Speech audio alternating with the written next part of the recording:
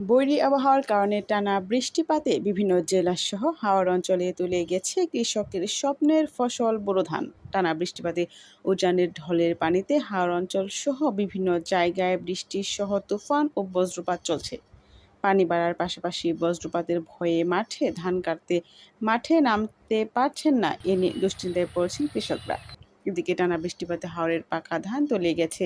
এর মধ্যে ব্যাপক ক্ষতি হয়েছে সিলেট, সুনামগঞ্জ, হবিগঞ্জ, কিশোরগঞ্জ, ময়মনসিংহ সহ আরও বিভিন্ন জেলায়। ভারী বর্ষণ ও নদীর পানির চাপে বাঁধ ভেঙে তলিয়ে গেছে হাওরের ধানের জমি। 2 দিন আগেও যেখানে ধান বাতাসে দুলছিল, পাকা ধান কাটার প্রস্তুতি নিচ্ছিলেন কৃষকেরা। তবে টানা বৃষ্টিতে হাওরের অনেক জায়গার ধান তলিয়ে গেছে। নৌকা দিয়ে ধান কেটে পাড়ে আনা হচ্ছে। অতিরিক্ত শ্রমিক খরচ করে কোনো রকমে অনেকে ধান কেটে তুলছেন। কেউ আবার শেষ সম্বল হিসেবে ডোপ দিয়ে কিছু পচা ধান কেটে কলা গাছের ভেলার উপরে তুলে এনেছেন।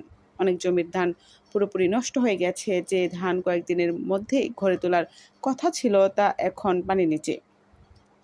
হাঁটু বা কোমর পানিতে নেমে ধান কাটলেও অনেক কৃষকই আশা ছেড়ে দিয়েছেন। অনেকে আবার ঋণ নিয়ে জমিতে বোরো ধানের আবাদ করেছিলেন। কেউ আবার পুরো পরিবারের খাওয়া দাওয়া, সন্তানদের লেখাপড়া সহ সব খরচই চলে এই ধানের আয় থেকে। কিন্তু শ্রম ঘামে ফলানো সেই ধান এবার তুলে গেছে পানিতে। দিশেহারা হয়ে পড়েছেন অনেকেই। সারা বছরের খাবার হয়তো এই জমি থেকে হঠাৎ যেন কালবৈশাখী ঝড় এসে সকল কিছু ছিন্ন বিচ্ছিন্ন করে দিয়ে গেল।